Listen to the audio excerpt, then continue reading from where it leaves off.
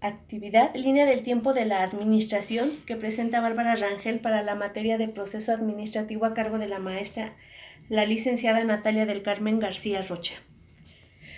Los inicios de la administración se dieron con las tres primeras grandes civilizaciones entre el año 5000 y el año 1490 a.C., como son los sumerios, los egipcios, los babilonios y los hebreos. De estos tres, el más importante es Babilonia, con el Código de Hammurabi, donde establecen las normas civiles, penales y comerciales, donde ya se establece un salario mínimo, la división de tareas por edad y sexo y la asignación fija de labores, que son una de las principales bases que rigen hoy en día para que una administración sea exitosa.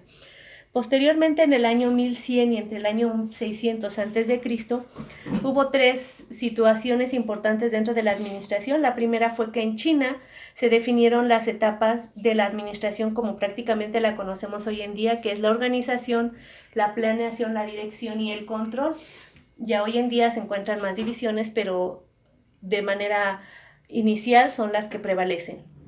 Y así llegamos al año 600 a.C., donde Nabucodonosor, que fue rey de Babilonia, también creó el centro de producción, que eran los lugares fijos y los incentivos para los empleados. Posteriormente, entre el año 300 y 175 a.C., también se dieron situaciones importantes para la administración. La primera fue cuando Mencio, que fue conocido como el segundo sabio, empezó a hablar de la necesidad de la creación de sistemas y estándares, es decir, crear líneas de producción con reglas como hoy en día lo conocemos. Aristóteles, con su libro de la política, definió la monarquía, la aristocracia y la democracia, que dio paso importante también a la división de actividades dentro no solo del comercio, sino también de la política. En Roma, durante su época de esplendor, empezaron a establecerse las funciones laborales, que era algo parecido a lo que estaban haciendo los babilonios hace muchísimo tiempo, que era reafirmar la organización y la administración de los recursos mediante el establecimiento de las funciones fijas. Hacia el año de 1436, después de Cristo, se tiene conocimiento de un imperio mercantil en Italia que su principal manera de transportar la mercancía era en el transporte acuático.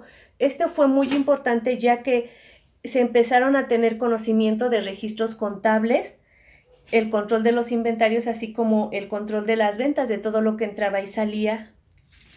Entre el año de 1700. Posteriormente a vino el movimiento de la Revolución Industrial, que inicia en el 1780 y termina en 1869.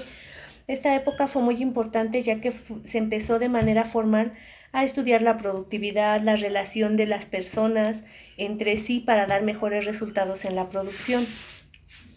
En el siglo XX, en 1903, fue un año importante ya que aquí se empezaron a observar los primeros resultados sobre la industria del trabajo que nacieron en la época de la revolución industrial. Aquí ya empezamos a ver una división clara del trabajo, la racionalización de esta en tareas específicas entre los empleados. Para 1918 también es un año muy importante, ya que Henry Fayol planteó la división de las empresas en funciones. Esto es, las técnicas, las comerciales, las contables, financieras, de seguridad y administrativas. ¿Esto qué quiere decir? Que ya hay una separación de los diferentes tipos de empresas para poder manejar de manera más asertiva la administración de estas. Y así siguieron surgiendo diferentes escuelas a lo largo de la primera mitad de este siglo, que fue la escuela administrativa.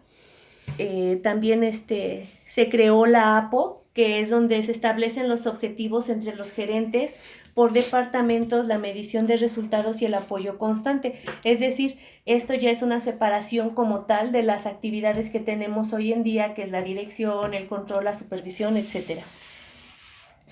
Y así siguen avanzando las escuelas y se siguen planteando teorías. Así seguimos hasta 1950, que es donde surge la teoría estructuralista, que ya es donde se establece de manera más formal todos los pasos de la administración y así poco a poco llegamos hasta el siglo XXI, que es actualmente lo que hoy conocemos como la administración moderna, y aquí se lleva a cabo lo que es la teoría administrativa, que son los 5 variables, que es la tarea, la estructura, las personas, la tecnología y el ambiente.